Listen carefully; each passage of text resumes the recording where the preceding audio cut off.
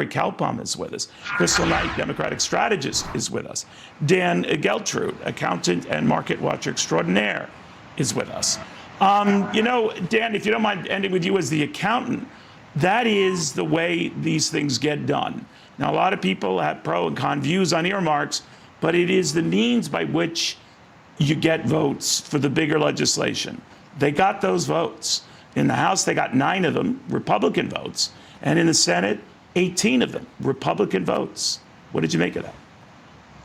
Well, we've seen this movie before, Neil. I mean, maybe the numbers change, they get bigger, but the process is always the same. And by the way, it doesn't matter which party is in charge. Both parties are addicted to spending. So as much pork as it takes, as you said, spending that kind of money on pork to get this thing through, drop in the bucket, no big deal. But in the end, what this is going to do, it is going to further put Congress and the Federal Reserve on a collision course. Congress with their foot on the gas spending, and then you have Federal Reserve slamming on the brakes through interest rates. What happens when that occurs, Neil?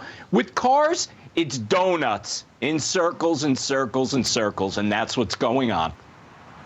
You know, Gary, I understand the inflationary argument. A lot of people were bemoaning that, and we had a lot of spending under President Trump, and that was even pre-COVID. But this is that on steroids now, and I'm just wondering, the economic numbers are one thing, but the Federal Reserve is trying to mop up a lot of this extra money hanging out and all these price issues that are rampant. This is going to complicate that effort, isn't it?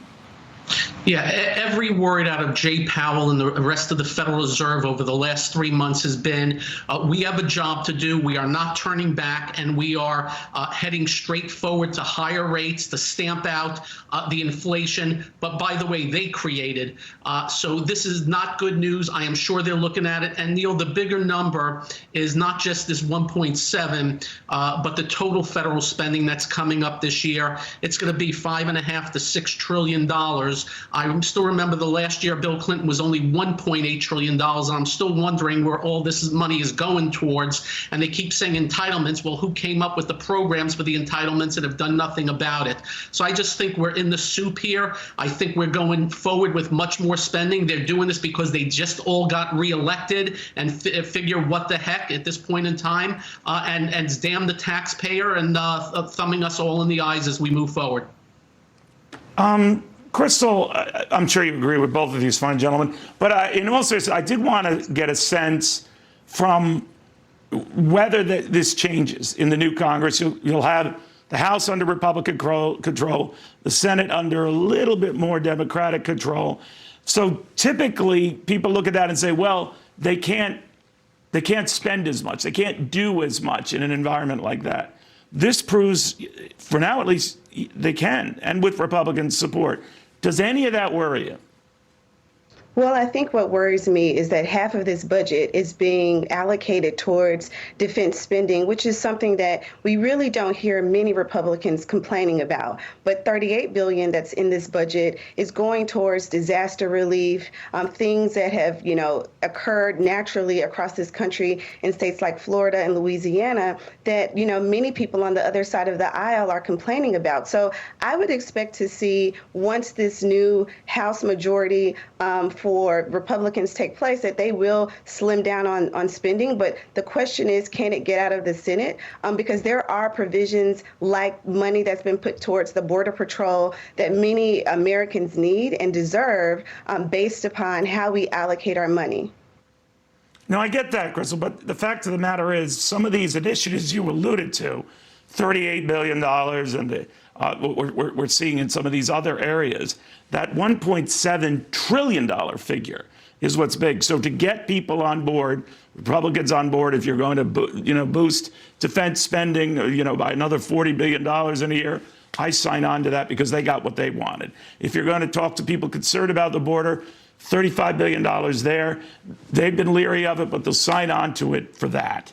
And it creates this false sense it was worth it, because the 1.7 trillion might be a big number, but I got what I wanted and what I think my constituents wanted. It just seems, again, ass backwards to me. Well, I think, budgets are a negotiation. And, the Democrats have things that they absolutely want in the budget, but they understand that they cannot get it passed if they don't include some of these other provisions that the Republicans want. And so, again, I think, moving forward, we will see likely a slimmer budget, but there will still be negotiations that both parties will have to, concede something.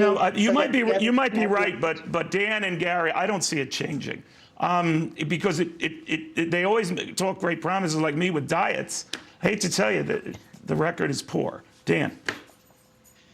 Well, as I said before, Neil, it doesn't matter if it's Democrats or Republicans. They are addicted to spending more and more. And keep in mind, this $1.7 trillion, this is discretionary.